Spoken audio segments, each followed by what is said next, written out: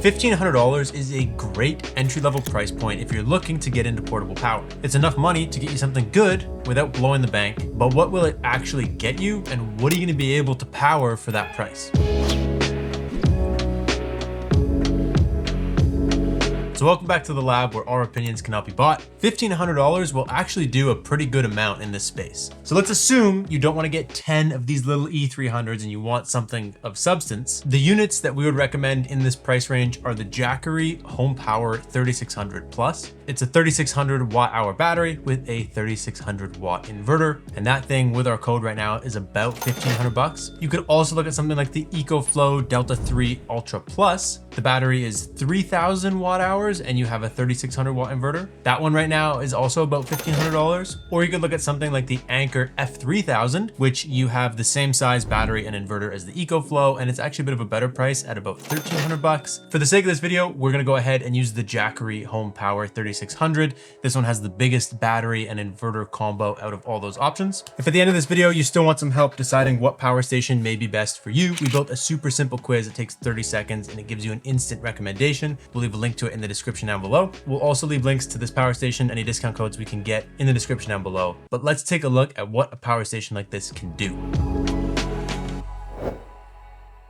So the average power outage in the US is about 7 hours. We feel like they've been a little bit worse lately. We're just gonna use 24 hours as this baseline example to make everything easy. So we'll look at what this can do during that power outage situation, and then also what it can do just in general on top of helping you through the blackout. So in a 24-hour power outage, these are kind of the top things that people generally want to run. Your fridge uses about 1,300 watt hours per day. We have a whole video on how much power a fridge actually uses. We test multiple fridges. We will leave a link to that down below as well. A sump pump uses about 480 watts when it's running. Your Wi-Fi router is about 12 watts when it's running, and lights, say you had a bunch of lights on, maybe 20 watts, because most lights these days are like 3 or 4 watts. So in 24 hours, you're gonna do 1,300 watt hours for the fridge. With the sump pump, let's be super extreme and say water is just continuously flowing into your pit. It's gonna purge for about 10 seconds to dump that pit out. And let's say it runs every like 3 minutes. If it runs every 3 minutes for 10 seconds, it'll run 20 times per hour, totaling about 3.3 minutes per hour.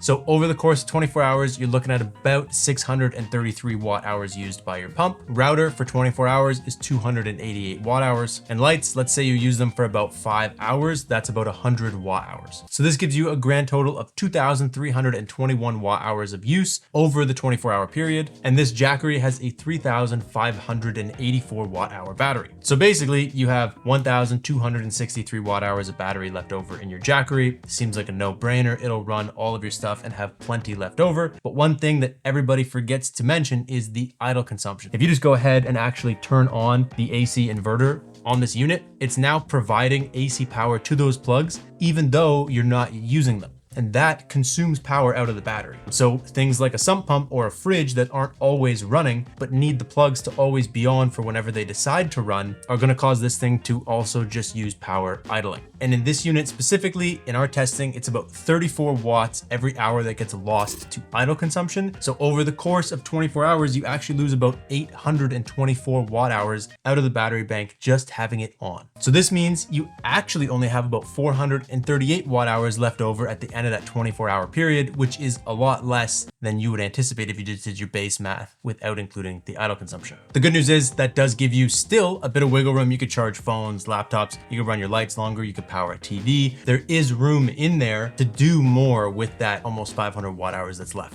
So roughly, that is the math. If you want to do this for your own appliances in your home and you're not sure how, we actually have a calculator that we can link to down below if you want to just input all your numbers, or you could just do the volts times the amps. Everything has a sticker on it that says at bare minimum what the voltage and amperage is of the appliance. But enough on that. What else could you do with your new $1,500 investment on top of surviving a power outage? Well, most units in this price range have a 30 amp plug, and if you have an inverter of 3,600 watts, you have a true 30 amp output, meaning you could use this in a trailer or an RV or something that has that 30 amp outlet, and you can use it to its full potential. So if you had like a camping trailer, you could use it full jam with a power station like this, which is pretty cool. So it gives you the ability to take it camping. So something like this with the suitcase handle and the wheels on the side, very good unit for taking camping or in an RV trailer. On top of that, it'll power most general appliances that you have in your home home that are 120 volts. It's not gonna do like your oven, your stove, but it will run a fridge, a coffee maker, toaster, kettle, like any 120 volt appliance that you have can pretty much run off this, and most of them, you can run a couple of them at the same time. So at the end of the day, not only can you buy something like this and survive a power outage, you can expand on it if you decide that you didn't buy a big enough power station. You get expansion battery. You can also just run it in your trailer, RV. You could take it camping with you. You can just run random things in your house with it. It's a very capable unit, and $1,500 is honestly a really, really good entry point for something like this. If you guys aren't super familiar with power stations, make sure you check out the channel. We have a full review video on this one and basically all of the good power stations on the market on our channel.